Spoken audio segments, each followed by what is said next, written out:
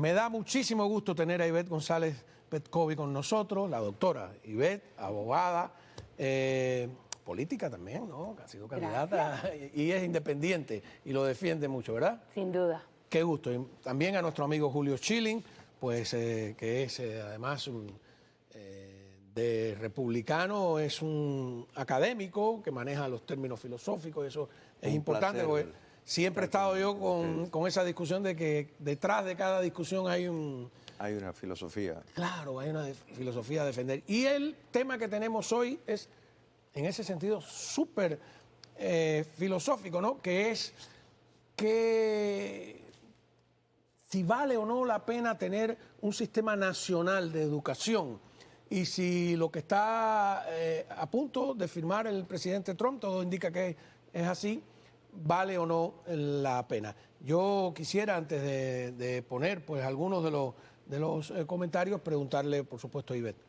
Bueno, con el tema del Departamento de Educación, sin duda ese tema siempre ha sido algo más local, ¿no? Algo que es un tema, como muchos temas de policy, donde depende de la área en el país donde uno vive, qué es los expectativos de un padre sobre la educación que va a recibir un hijo.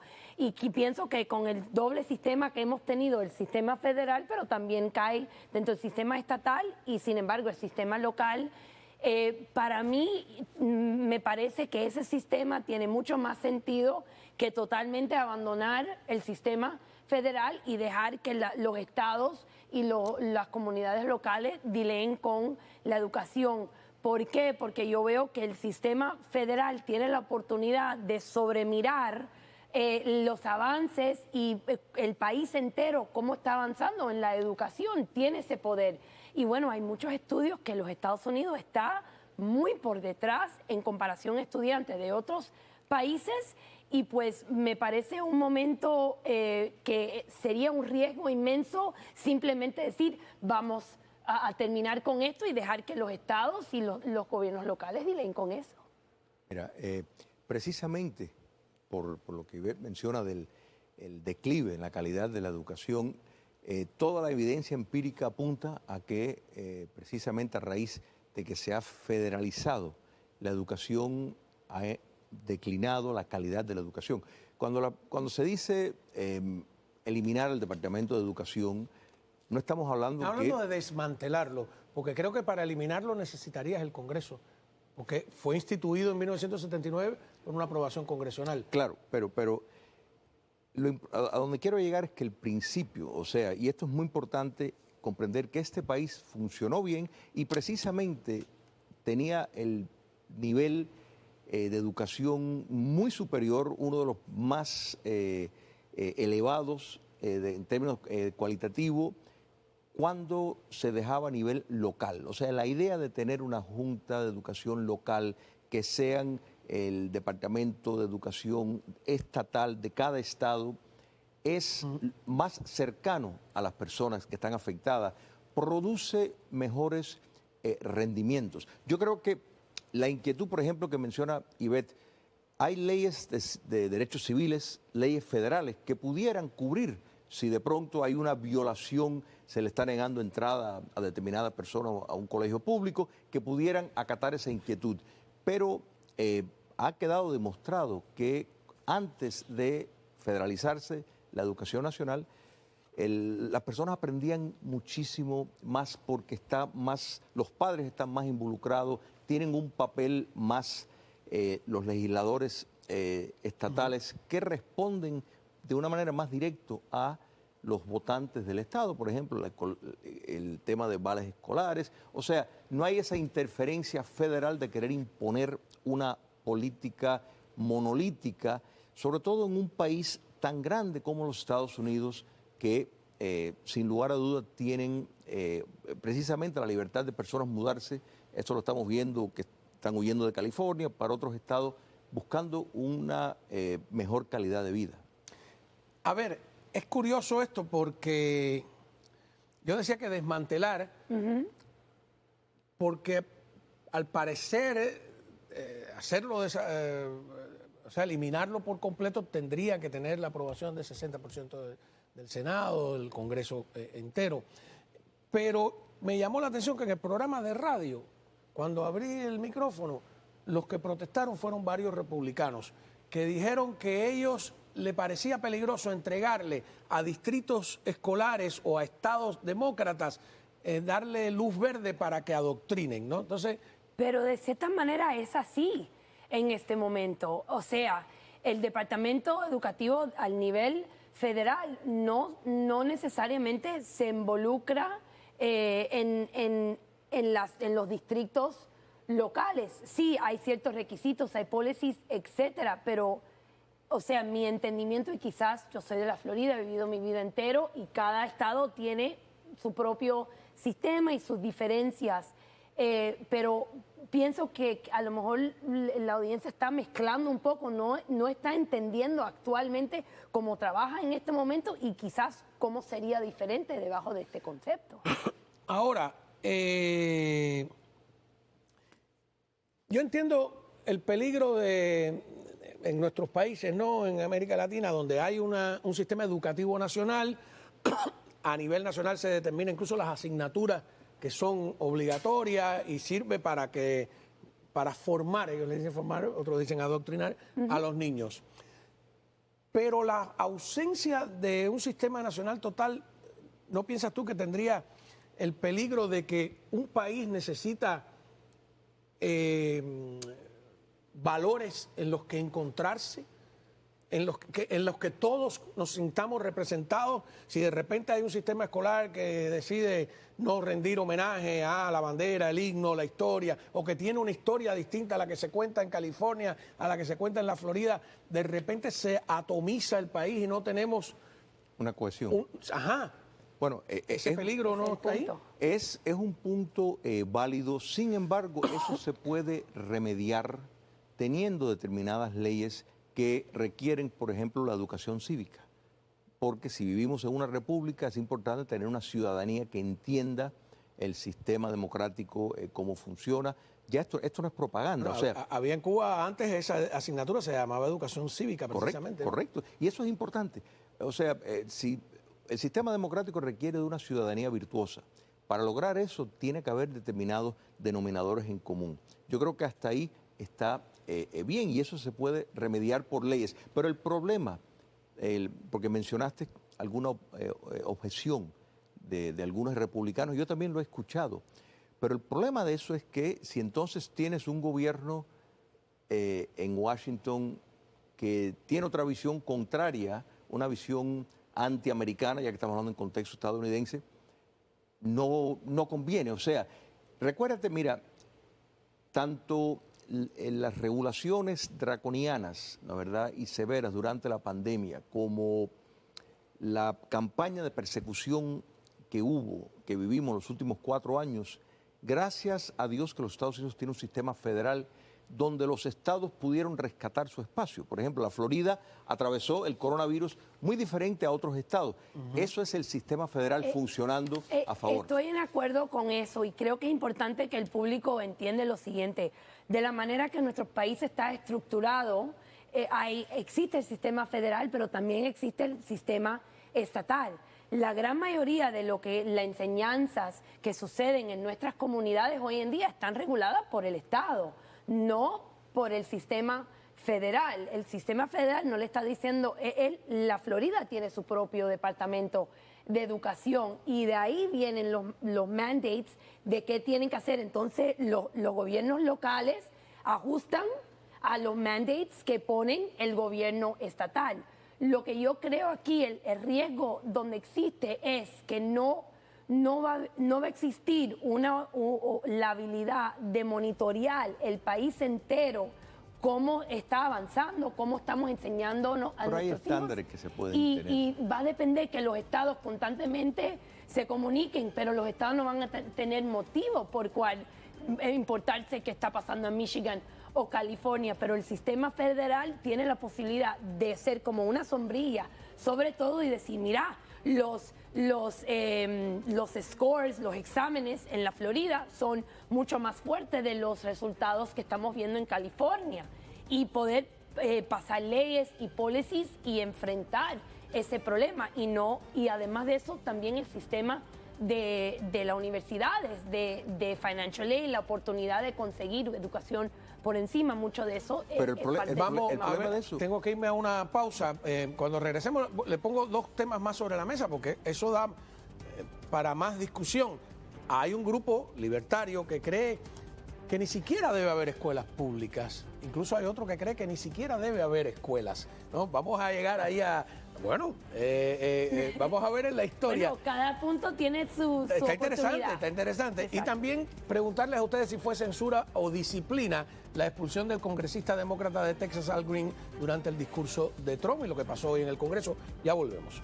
Conversando de manera inteligente con la doctora Ivette González Petkovi, con Julio Schilling, y habíamos dejado pendiente eso de que el tema educativo llegue a tal punto que, sobre todo, y le decía a Julio Schilling que veo en Trump, pues, algunos aspectos libertarios que me llaman la atención. Y es una bandera de los libertarios que no debe haber escuelas públicas. ¿Qué tú crees de eso? No, yo creo que debe haber escuelas públicas, pero el sistema de educación público debe de contener el factor de los vales escolares. En otras palabras, el costo a el Pero gobierno... ellos dicen que los vales escolares se los deja a los padres para que lo pongan en la escuela. Bueno, que quieran. exactamente, o sea, esa es la idea.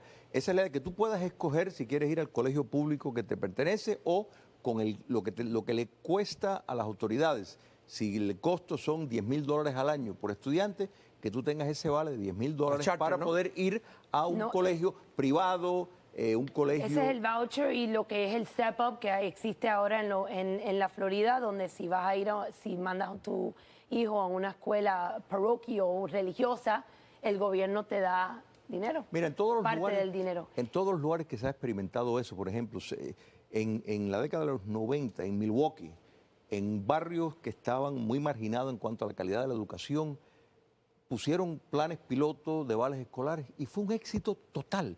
Tenías muchachos que estaban básicamente fallando en las escuelas. Sí, pero ahí el gobierno pierde el control de determinar cuál es el currículum, cuáles son las asignaturas. Bueno. ¿no? Pero es que el gobierno, me repito, el currículum está controlado por el distrito. Pero solo para las escuelas públicas. No, pero para los charters también. Pero una escuela privada, Una escuela privada no. Ellos, ni siquiera una asignatura ni dos. mi entendimiento es que las escuelas privadas determinan cuál organización, debajo de cuál ellos quieren seguir. O sea, no. Pero es curioso, por ejemplo, que las mejores universidades del país y casi por ende del mundo son privadas. Mira, primero lo del libertario, acuérdate que esa ideología, el concepto es que no quieren que el gobierno esté metido en ninguna parte de la vida de ellos. O sea, para algunos... Viene de los anarquistas, claro. Totalmente, y por muchos piensan eso es un extremo, porque la realidad es que, a lo mejor... No, el extremo es que dicen que no debe haber ni escuelas, que cada familia... Quiero decirte que hay países donde eso de que tú educas a tus hijos en la casa, ¿cómo se llama el sistema? Pero mira... Sí, homeschooling. Ajá, eso está... en Cuba hay ahora mismo, no sé si ya lo liberaron, pero un matrimonio preso por no querer llevar a los hijos a la escuela... Y numerosos otros fueron a la amenazados. escuela pública de Cuba, que es la única que existe y que sí es una escuela de adoctrinamiento. Quiero comentar algo. El problema con el concepto ese es que de la manera que nosotros vivimos en este país, el padre mismo tiene que trabajar mucho, está en la calle mucho, en tráfico, o sea... No, nosotros, Pero hay bastante gente... nosotros vivimos en este país de una manera que no nos da el tiempo para hacer la educación de nuestro hijo la primera prioridad. Me da pena hasta un punto decir eso porque uno hace todo claro. lo que puede. Generalmente son pero madres estoy a lo mejor que hablando no trabajan, realísticamente. o algo así, ¿no? O sea, o sí. Si tú empiezas a sacar el gobierno por completo de la educación, entonces tomas el riesgo que en 20 años no vas a tener una población que va a estar lista para entrar al workforce y... Mira, bueno, una de las cosas que más se ha perdido es el descenso de colegios de parroquias, que precisamente donde más servicio ofrecían eran en las ciudades, las zonas urbanas. Pero algunos consideran que las escuelas religiosas también son adoctrinadoras. Bueno, el elemento, ¿te refieres al factor de la religión? Sí, claro. Por alguna el que razón, no es religioso puede considerarlo adoctrinamiento. Pero entonces no tiene que ir ahí. O sea, Es verdad, sencillamente no van. Y precisamente la gran falta en los Aunque colegios pasa que algunas públicos... son de las mejores escuelas del mundo, ¿no? Recuerde que en el colegio público acá la oración existía hasta el año 62, si no me equivoco. De manera de que Oye, el precisamente... uniforme también en los high school Eso y es todo una eso, de ¿no? las cosas que buscan, un factor que establece parámetros morales. Y mi apreciación es que en los colegios públicos debería de existir esa opción para estudiantes que quieren estudiar, Tú sabes que en la tomar Cuba de religión. principios del siglo XX, 1903, 6, 10, 15, existía educación en casa también. Y lo sé porque Claro. conozco casos específicos de personas que se educaron en sus casas. Pero tengo que pasar a otro tema Sin duda. que es muy interesante, que es si fue censura o fue disciplina la expulsión del congresista demócrata de Texas, Al Green, durante el discurso de Trump. Hoy 10 demócratas votaron con los republicanos una moción de reprimenda a Green y la medida es la forma de hacer constar oficialmente que la Cámara de Representantes desaprueba esta conducta de un integrante. No implica la pérdida de algún derecho, de ningún privilegio, pero la votación estuvo respaldada mayoritariamente, 224 votos contra 198. ¿Por qué 10 demócratas votaron? Mira, alguien tiene que ser el adulto en el escenario, en el cuarto, como se dice. Somebody has to be the adult in the room. Y la realidad es que aunque pienso que la política en este momento está bastante fea, se dicen cosas bastante espantosas. Me recuerdo el mismo presidente durante la campaña, creo que el último speech que él dio hizo ciertas cosas que eran súper ofensivas, no fue la primera vez ni la última vez que lo hizo. Yo creo que llega a un punto donde alguien tiene que decir, ¿sabes qué? Aquí para. Vamos a... ¿Quieres oír al propio Al Green defendiéndose? A ver, veamos. The President of the United States at a joint session of Congress called members of Congress lunatics. That was an act of incivility. Incivility. There comes a time when you cannot allow the President's incivility to take advantage of our civility. And that's what's happening in this country. His incivility is overwhelming our civility. We cannot allow this. That act of incivility was in direct response to the President's incivility. Mr. President, you, sir, you were wrong. Está hablando de que lo expulsara. ¿Qué le responde? Mira, primeramente, aquí la incivilidad ha estado en el poder por los últimos 4 años, donde ya ha habido persecución política, censura, interferencias en las elecciones, represión en los medios. O sea, eso es la incivilidad. Lo que vimos ayer, el martes, fue un circo que quien mejor lo describió fue un senador demócrata, el señor Fetterman, que básicamente dijo que esto es como, lo que vimos fue como una alarma del automóvil que está disparada y todo el mundo le molesta, pero nadie le hace caso. Le hizo una crítica al Partido Demócrata extraordinario. Incivilidad es estar con letreritos, es estar con esa conducta totalmente irrespetuosa. El presidente no llegó insultando a los demócratas. El presidente llegó con un discurso y ya de entrada vimos el teatro que realmente han llevado el nivel de la política tan bajo, porque no saludar a un muchacho de 13 años sobreviviente de cáncer, no aplaudir a la viuda de un policía que fue cruelmente asesinado, no aplaudir en determinadas cosas que la moralidad te exige un denominador común, es vergonzoso y quien más dañó es al Partido Demócrata, y no lo estoy diciendo yo, lo han dicho propios demócratas y Fetterman no ha sido el único. Así que esto lo que demuestra es que es un partido que está totalmente en el desierto, buscando vida y haciendo todas las cosas que no deberían de hacer para sus propios intereses, salir del hueco en que están. Doctora, un tema internacional. Mira, yo creo que eso indica, me ayuda a hablar de algo que yo creo que es parte del gran problema o la cosa grande que estamos viendo hoy en día. de la manera que la política se ha estado desarrollando en este país en los últimos 10 años, estamos yendo a un lugar de incivilidad. Eso no empezó el martes, No, la eso empezó incivilidad. con Barack porque Obama. si se recuerdan, el 6 de enero del 2021, disculpa, atacaron atacaron a Washington, el Capitolio. O sea, hay muchas cosas que han pasado en este país en los últimos años que para mí es incivilidad. Y llega un punto donde alguien tiene que decir, ¿sabes qué? Aquí paramos. Alguien tiene que ser el adulto. Y discúlpame, pero la realidad es que el presidente Trump, su estilo, que a muchos le gustan, pero también una de las razones por cual muchos republicanos lo abandonaron a él o por cual muchos independientes no querían votar por él, pero votaron por él porque no le gustaban a Biden, que es el carácter, la manera de él ser, como él llama a Marco Rubio nombres, el bullying que muchos dicen él hace. Todo eso para mí es parte de la incivilidad.